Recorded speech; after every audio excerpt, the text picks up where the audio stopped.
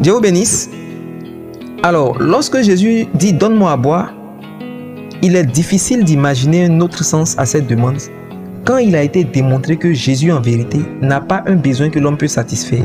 Surtout avec le psaume 50, les versets 8 à 14, où Dieu dit qu'il ne consomme pas ce que nous lui apportons, il n'en a pas besoin vu que tout lui appartient.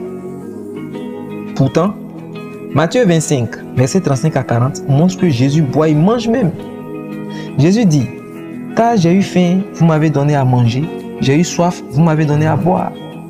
J'étais nu, vous m'avez vêtu. » Et les justes lui répondront « Seigneur, quand avons-nous vu avoir faim ou avoir soif?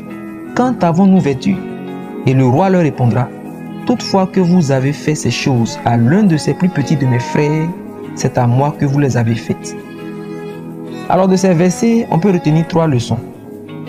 La première, et elle est un peu surprenante, c'est que le plus grand de tous les commandements, c'est « Tu aimeras ton prochain comme toi-même » Matthieu 19, 19.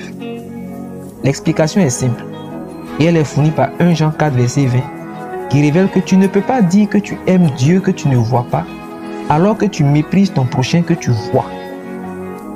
Autrement dit, aimer Dieu, c'est aimer son prochain. La raison est simple. Il arrive très souvent que la réaction étrange de l'autre qui t'a choqué, au point d'avoir coupé les ponts avec lui ou bien de le mépriser, a été engendrée en lui par Dieu lui-même. Pourquoi? C'est simple. C'est que Dieu s'en sert pour épurer ton caractère, briser en toi le mauvais comportement et t'apprendre le fruit de l'esprit. Mais toi, tu te fâches contre ton frère. Pourtant, tu bénis Dieu alors que c'est ce même Dieu qui est à la base de ce qui est en train d'arriver. N'est-ce pas ce Dieu-là qui a endurci le cœur de Pharaon? Et dans ta situation, tu refuses d'accepter que Dieu peut endurcir le cœur de ton frère pour travailler sur toi-même ton propre caractère. Tu te fâches contre lui, mais tu ne te fâches pas contre Dieu. Tu distingues entre Dieu et ton frère. C'est pourquoi la situation ne va pas changer, parce que tu n'apprends pas l'amour de Dieu. Quand tu vas accepter de l'aimer, alors les choses vont changer et là Dieu reconnaîtra que tu l'aimes vraiment. Dieu reconnaîtra que tu l'aimes lui, Dieu. La deuxième leçon est que chaque fois que tu souffres, la faim, la soif, la nudité, etc., c'est Dieu qui souffre.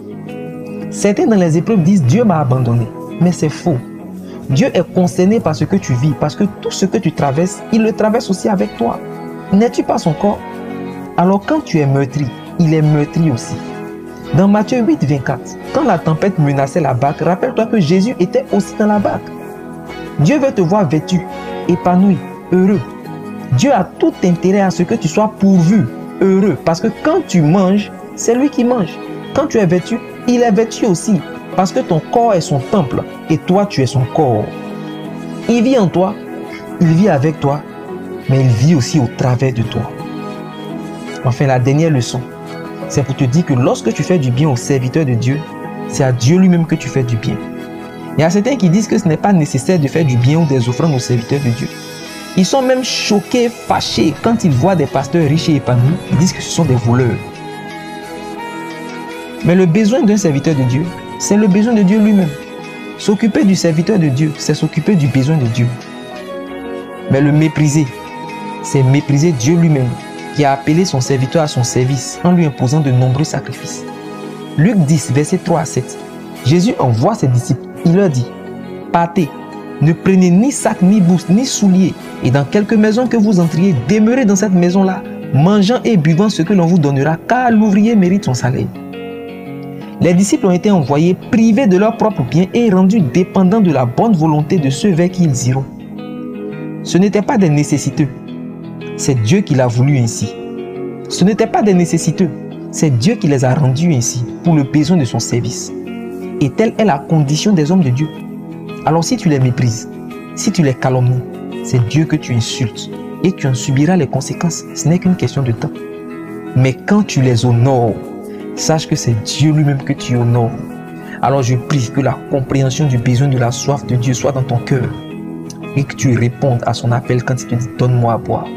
Que Dieu te bénisse.